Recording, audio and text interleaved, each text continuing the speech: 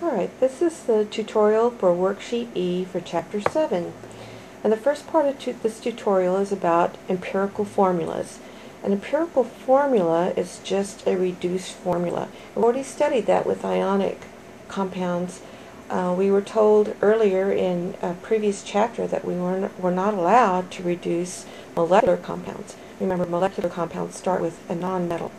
However, sometimes we can make an empirical formula or reduced formula of a molecular compound for a temporary reason, which we'll see in a little bit.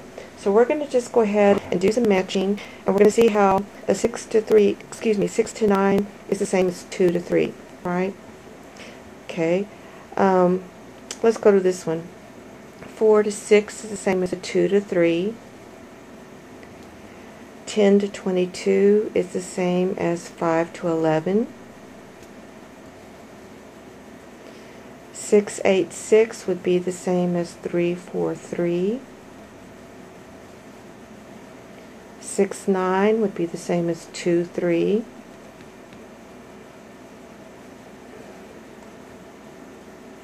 Well, I don't even see it. Alright, I'll skip it. 224 would be 112. 22 would be the same as 11. This one is already reduced as far as it'll go. And this one, when it's all spread out like that, they do that a lot of times with molecular compounds. All you do is you count all of them. Like you go carbon, there's 1, 2. H's, there's 2, 3, 4, 5, 6. O, there's 1, 2. Alright, so this would be the same as 1, 3, 1. Alright, and there we go. Alright, over here we're doing the same thing. 2 to 6 is the same as 1 to 3. 3 to 8, these are not divisible by the same number, so it's completed. We can just cross that out. It's already an empirical formula. 3 to 9 would be the same as 1 to 3, and we would have to keep those parentheses there, 1 to 3. I'm going to scoot down to some of these. You can do some of them by yourself. This is already reduced. Now the reason why this one is already reduced is because of sulfur's 1. So 2 and 4 can be reduced, but 1 cannot. So it's finished. This one's finished because there's nothing that can, those aren't all divisible by any one number. And that one's finished. Alright, that's empirical formulas, and it's just reducing. Pretty simple. Alright, the next thing on Worksheet E is this deal about taking percents that have been given to us from probably a spectrometer or some kind of machine has taken a compound and zapped it basically and has figured out percents, and we're supposed to take percents like 75% carbon and 25% hydrogen and come up with subscripts from the percents. Right, so what we do is we kind of use this template as a guide.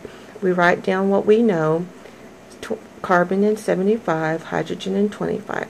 Then what we do is we look up carbon's atomic mass. Carbon's atomic mass is 12.0. So that's where this number came from, atomic mass. We look up hydrogen's atomic mass, 1.0. That's where this number came from. And you plug these into the calculator and you get a number. You plug these into the calculator and you get a number. Then what you do is you take whichever of these two numbers is the smallest and you divide both of them by the smallest number, and that's what happened here. 6.25 was smaller than 25, so 6.25 was put here and plugged into the calculator. We got 1 to 4. And that's where the 1 and 4 came from. And the reason why this is repeated like this is because sometimes you'll come up with some decimal places, and we would round it because these have to be whole numbers. Okay, let's look at another one.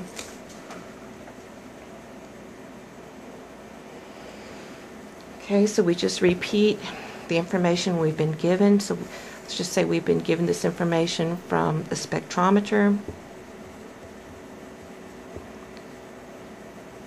Sulfur 25.44, oxygen 38.08. Then we would look up the atomic masses of all those. So we look up sodium and sulfur and oxygen, their atomic masses. So we would go divided by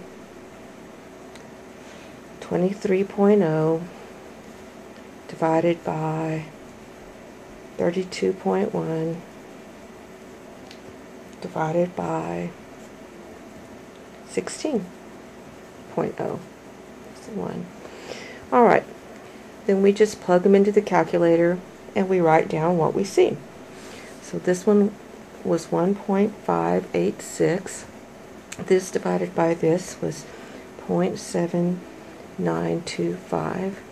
And this one, this divided by this was 2.425. Alright, then we look at these three numbers and we figure out which one is the smallest. And 0.7925 is the smallest, so we're going to divide all of them by that.